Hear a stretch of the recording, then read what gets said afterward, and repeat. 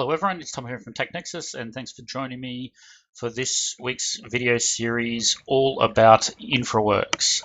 If you're an Autodesk customer and you have the AEC collections, you may or may not already know that you have access to a product called InfraWorks.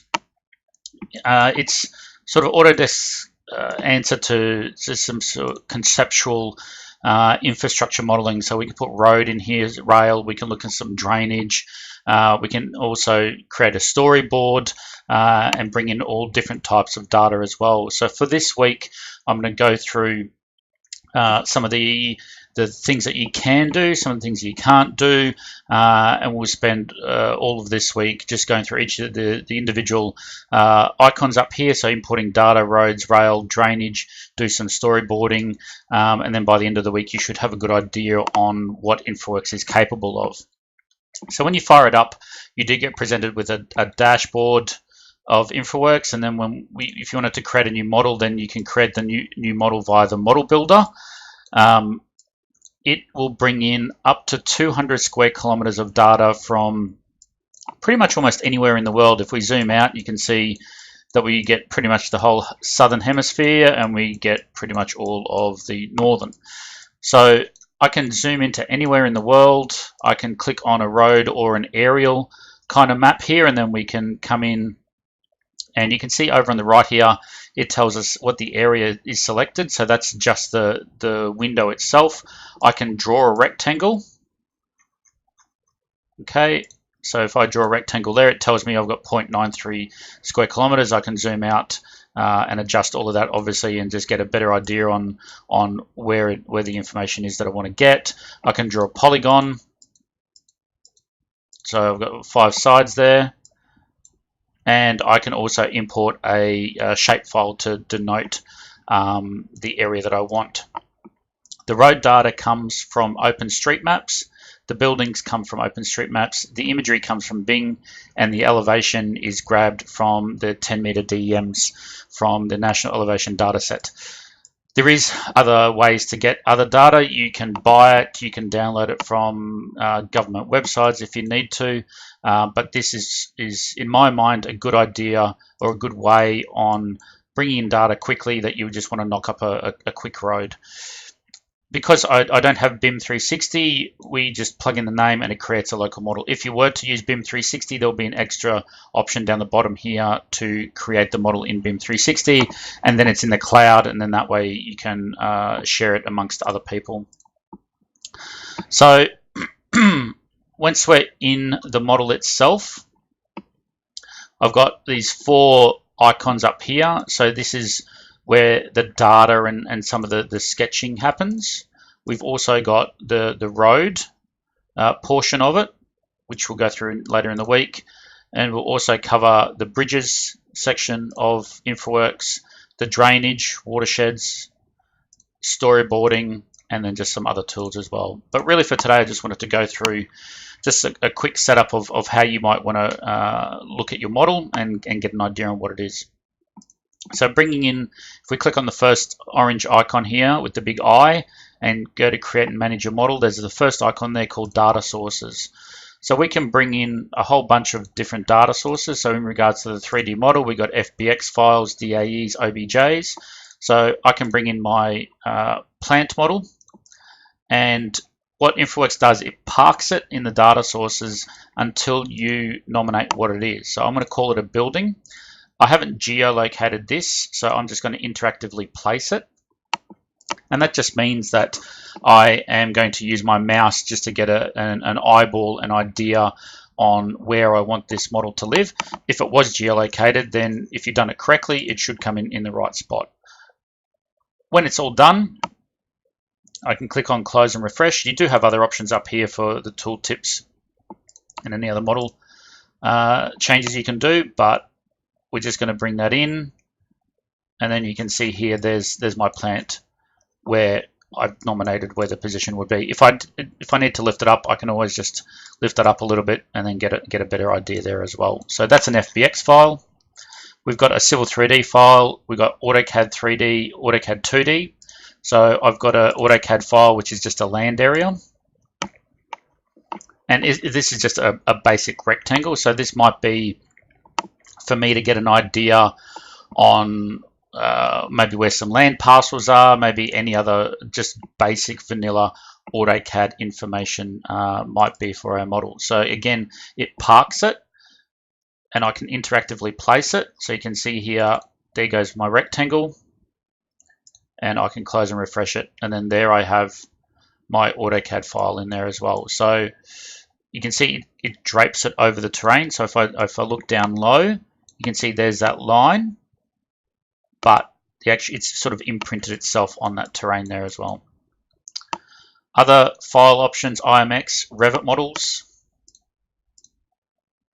So when we do bring in the Revit models, we can link to the live Revit files if you want. There's a couple of trains of thought with that. If it's a live file, then you are going to get some of the, I guess, the work in progress kind of elements. So if you've got people that like to do different options or sort of like to sketch their ideas in Revit, then those will appear there as well. So maybe you either sort of maybe snapshot your Revit model, you might maybe bring it into Navisworks and then FBX it out. You might bring it into quite possibly 3ds Max and maybe make an OBJ file out of it. So I'm not entirely sure on that one, but that could be, again, another option that you might want to look at as well. So you have to keep that in mind, that when you're looking at live CAD files, that there may be difficulty or issues in regards to linking a live file if it is being utilized while you're trying to bring it into InfraWorks as well.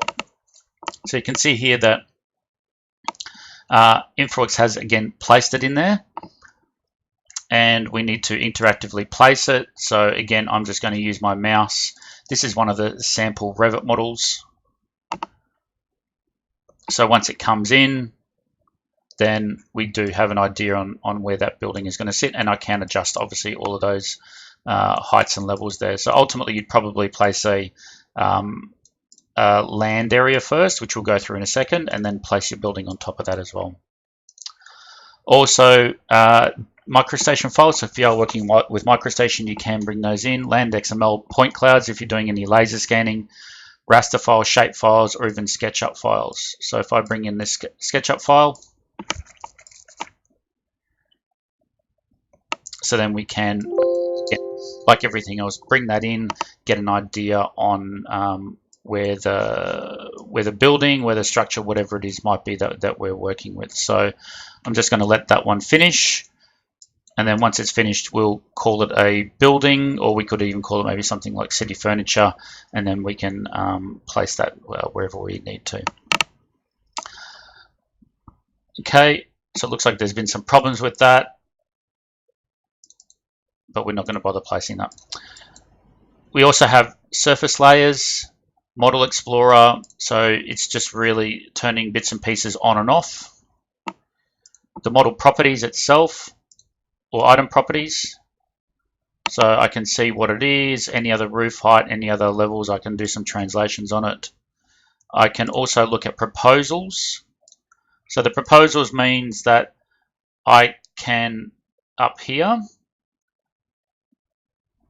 create proposals on maybe versions of what I want to do. So if I wanted to do a roadway intersection here, I can have option 1 as a straight intersection, or option 2 as a roundabout. So rather than having to create different models for it, we can just do it within the one model.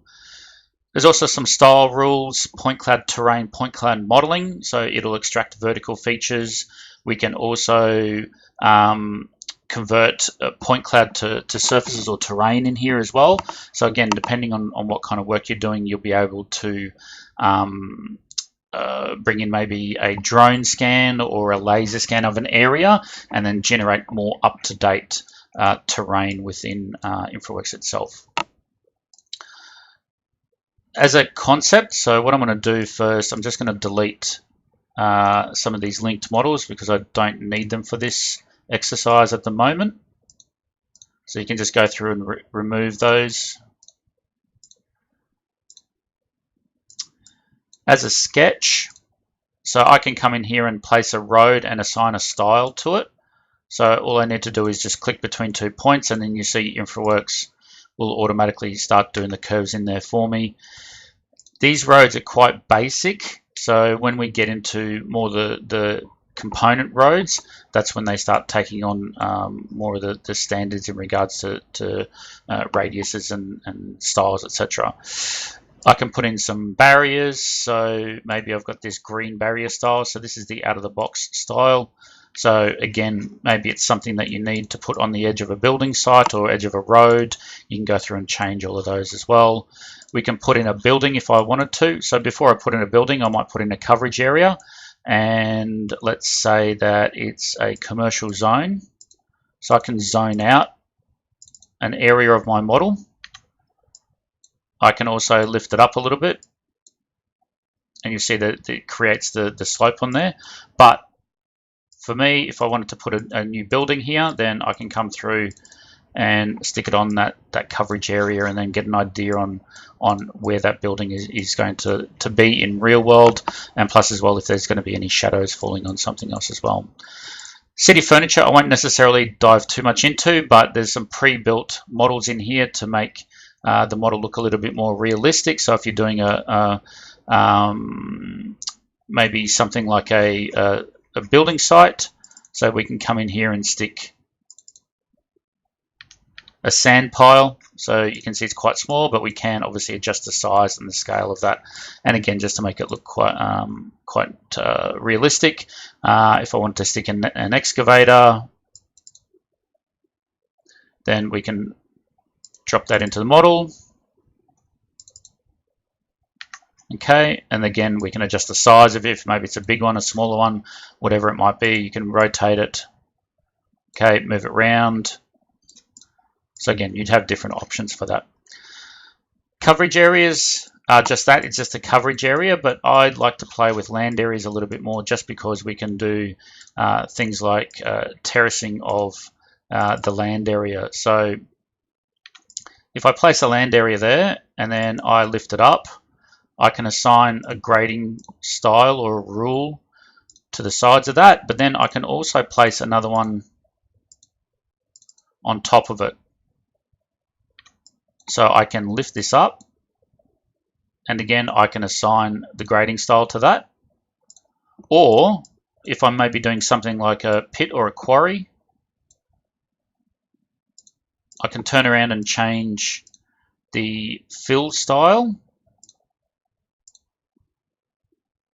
So then that way we can start digging into here and maybe making some adjustments in regards to how our pit or quarry is going to look as well. So again, I personally find land areas to be a little bit more sort of applicable to what I do rather than just coverage areas there. We've got pipelines, points of interest, railways, rivers, water areas. So if I wanted to put a lake in here, you can click the 3 sides and you can see, it might be a bit hard to see in the video, but you can see the water shimmering on there. If I wanted to put a row of trees around there, and once they're in there, you press escape, lift the arrow up, and then you can get some height into there as well. So you can see there we can start getting a good idea on what our project or our site is going to look like. And then lastly, we've got some, I guess, sort of analysis tools in there. So terrain themes, I can do a terrain theme based on elevation. So I can, put all these colors on that to get an idea on what the elevation looks like within this model. We've got some feature themes, the color based on different assets. We can do sun and sky. So you can see this building over here. If I zoom in around, then I can adjust the date and time and see what the shadows are going to look like depending on the time of year. And I can also have a play with the wind direction, the wind speed, and even how much cloud there is as well. So we can adjust all of that through this analysis pane here as well. I've got some measuring tools, so point-to-point distance, so just from one point to another. I can get 2D distance and slope. Okay, so I don't have much slope on here, but you can see there that as I zoom in, I can get all of those distances, path distance, rangefinder. But one of the good ones here that I like is playing with the terrain statistics. So I can put a window around this. So I can get value of cut and fill in there and get a net volume as well. So then that way, if someone asks me to quickly knock up a proposal for, again, some land areas, some land parcels, whatever it might be, we can get a good idea on the cut and fill for that. So there you go. That's the first video for today, for this week complete. Hopefully it was informative for you. We'll go through a little bit more detail on the road, rail and watershed in the coming days for this week. So again, if you liked the video, thumbs up. If you didn't, thumbs down. Please subscribe to the channel. Click on the bell icon to get daily notifications of all my videos, and I will see you tomorrow for some more InfraWorks.